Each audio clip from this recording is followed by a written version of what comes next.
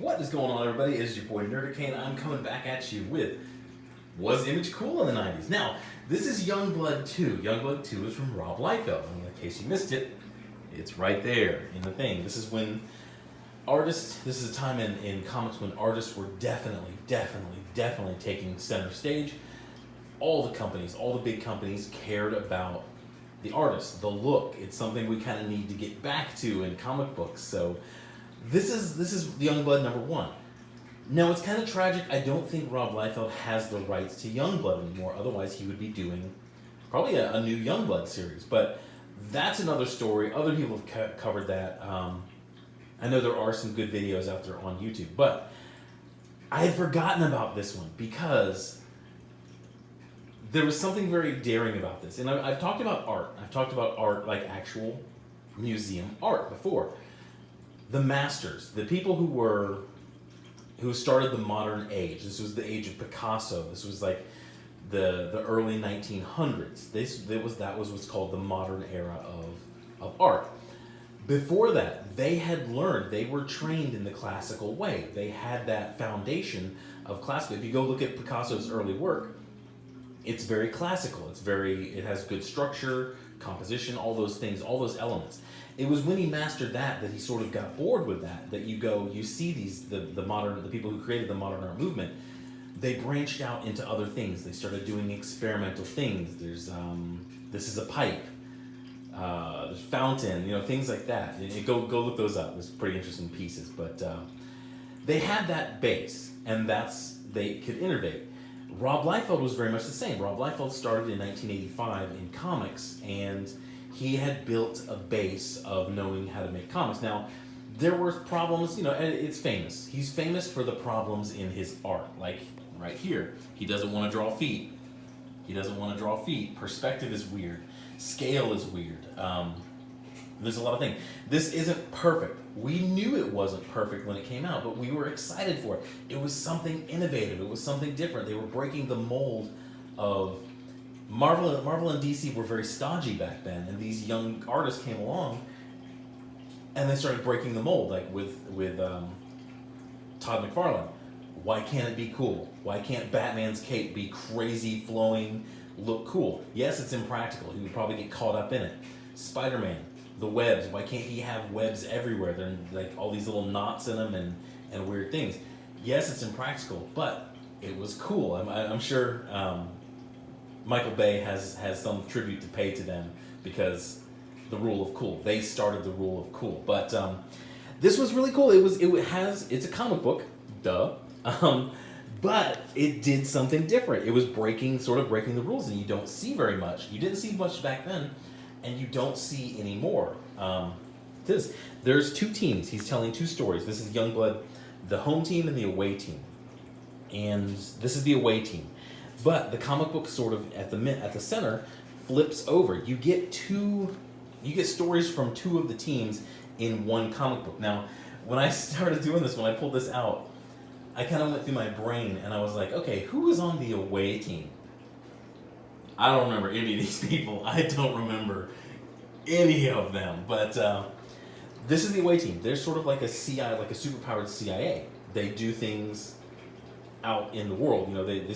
This whole first issue revolves around sort of a pseudo Saddam Hussein, and they're going and murdering him. But you get it right away. I mean, it's just a big splash page. That's how you do it. That's how you do it in comics.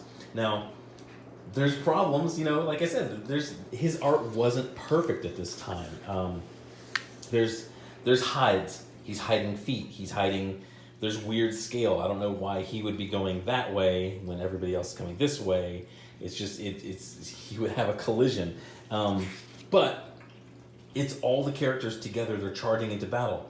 Rule of cool. It was cool back then. But there's also, famously, there's problems with scale. You get, I think this character's name is Brigade.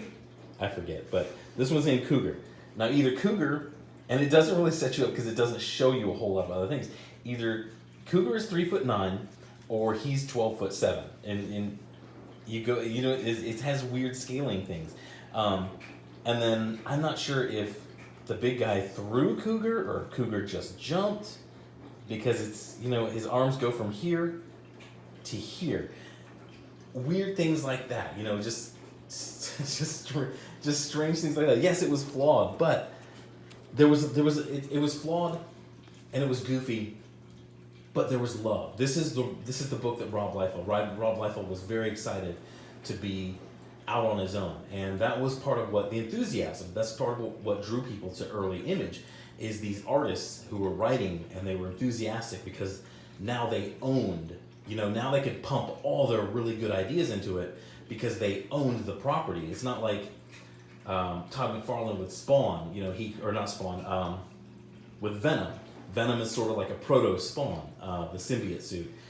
He was, he gave him that good idea, and that's one of the best characters that Marvel's had in the past 40 years. He doesn't own it. I don't know what the breakdown is, but that was the problem. That's why today, the royalties, the residuals from creating a new character are garbage. So you don't see artists, you don't see writers giving their best ideas to Marvel or DC. That's why they've sort of become stagnant, because there's no money in it. At the bottom line, at the end of the day, you can be a communist, socialist all you want, but you want to make money. They want to make money, you want to make money. It's a very simple thing. Now, if the company would allow you to make some more money on your creation, maybe they would start getting some creations, things that don't have to be created by committee, like Miss Marvel, the current Miss Marvel. But anyway, I digress. Yeah, it's basically the away team going and murdering Saddam Hussein, which I found kind of funny. As far as like laws, international laws, it would be very, very. It would definitely cause an international incident to have superpowered characters going into other countries and killing their leader, whether it's a dictator or not. But the other side kind of made me laugh too, because I remember a couple of these guys. I remember Shaft. I remember Chapel, because he wound up being intertwined with Spawn quite a bit, and then Bedrock, who there were some problems with, I guess, some sort of trademarking or copywriting with the Flintstones, so they had to change Bedrock to Badrock. Combat, I have no idea who he is. Some sort of bearded elf. I don't know what's going on there, but it's really, this whole beginning part is just classic. I mean, that's classic Rob Liefeld. It was a lot of crosshatch. It was a lot of this, closed eyes, frizzy hair, things like that. But I kind of decided right now, I realized right now, if you had changed her hair color to his hair color, if the hair colors matched, they would damn near be the same person. But you get this situation where we get no context of why these dudes, he goes from having a lunch date to like killing 3 people and then running away. No investigation, no wondering who, no concern for the woman who he was on a date with. He just kills 3 people who were trying to kill him, and then is like, see you later, babe. Good luck. Bye. Which I found very, very funny. It's very 90s type of comic book, but it doesn't mean it's sort of, this is a gathering of the team. There's really not a whole lot happens in this side of the issue. Not a whole lot happens. It's basically just a gathering of the team. Who is this? What do they do? It's sort of a little bit about who they are and what their, it really doesn't even show their powers at all. I don't know how this guy, would this guy have super strength? Does he fly? Is he magic? I don't know what's going on with this stuff. But we loved it. It was goofy, it was silly, it was dumb. Look at this. He puts the final splash page. Once again, cheating. He's cheating, he's getting away with things, he doesn't want to draw feet. He was notorious, like this one. Look at that. That's classic Rob Liefeld. This extremely long shin with a tiny foot. And I'm not going to knock it. He's gotten a lot better over the years. He had sort of a very flash in the pan sort of rise, and then when the comic industry crashed, he crashed as well. He had so much enthusiasm with when he got into Image. He was just creating books. He was creating so many books. He was doing sort of what Marvel did back in the early days. Is he was throwing things against the wall, seeing what stuck, and it was commendable. He was at least trying something new, and that's why we were excited about it, and he was excited about it, and we were excited about it, and it's this residual, you know, it's like this closed circuit, and the energy just flows all around it, which the big two, and I'm going to do another video on something happened with DC, and DC has decided to just burn it all down, but I'll get to that later. But it was an energy, and that's why they were so successful. Now, it wasn't sustainable because, you know, a lot of people say it was because of, you know, the multiple covers and the chromium covers and things like that, which to a degree, yes, but you have to understand there's something deeper behind that, and it was my generation, Gen X. We grew up. I was in junior high when a lot of these comic books came out, and then high school came along, and you know, I was 90, I think it was 95, yeah, I graduated in 95. And then about that time after 95, people of my generation were going to college. I joined the military, so suddenly we were broke. We were broke students, and that coincided with the crash of the comic book market. Is when we suddenly had no money. You know, we didn't have paper route. We didn't have part-time jobs. We were in college or in the military. We stopped buying comics.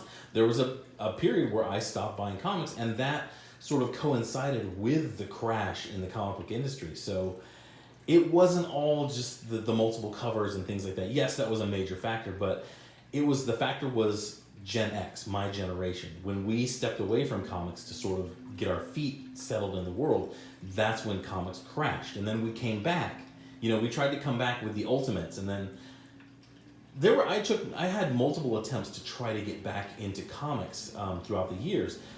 A lot of them were unsuccessful because I came back, and it was like I had moved on. I thought I had moved on, and this was like, you know, stuff for kids, and it wasn't that good anymore. And then I read some of the great stuff like Dark Knight Returns and Sin City, and some of the really great stuff from Marvel in the 80s and 90s, and I realized this is still good entertainment. Something has changed in comics, and well, we know what that has been. When I found Captain Cummings and Diversity in Comics, when I found their channels, that's when it really hit me that, okay, the art form is still there, it's still good. I mean, well, I still want good entertainment. I still know what good entertainment is. It's comics who have lost their way. But this is something we should get back to. I mean, maybe it's flawed, but we were damn excited about it. That's all I got for this one. Was this... it's not a textbook. You know, it's not... This isn't the type of comic that I would choose to start a new company with, but the hype that Rob Liefeld could create, the buzz that he could create, that was something you needed to start a new company. So, what would I give this? If I had to give this a letter grade, I would give it a B-. There was and the problem is, part of the problem is so, for an indie book, this was phenomenal for an indie book back then. But when you're also in the same company as Todd McFarlane and Jim Lee and Mark Silvestri, and you know, that's when you're like, oh, this doesn't shine as much. But were we excited about it? Hell yeah, we were excited about it. We bought the hell out of this thing, and we had a really good time reading it. But like I said, it wasn't perfect. But that's all I got for this one, you guys. If you can go pick up a back issue of this, they're not expensive because they printed a whole bunch of them, and we bought a whole bunch of them. But yeah, it was fun. It's a fun thing to see them do the reversed comic. I don't know what that's called, but it's like a reversed, 2 comic books in one reversed. But thanks for your time. This was cool. B-, not the best, but we were excited for it because he was excited for it, and that's sort of what the big two could use getting back to. Thanks for your time. Hit a like, hit a subscribe, you guys. I will have other videos, and have a good day. Bye.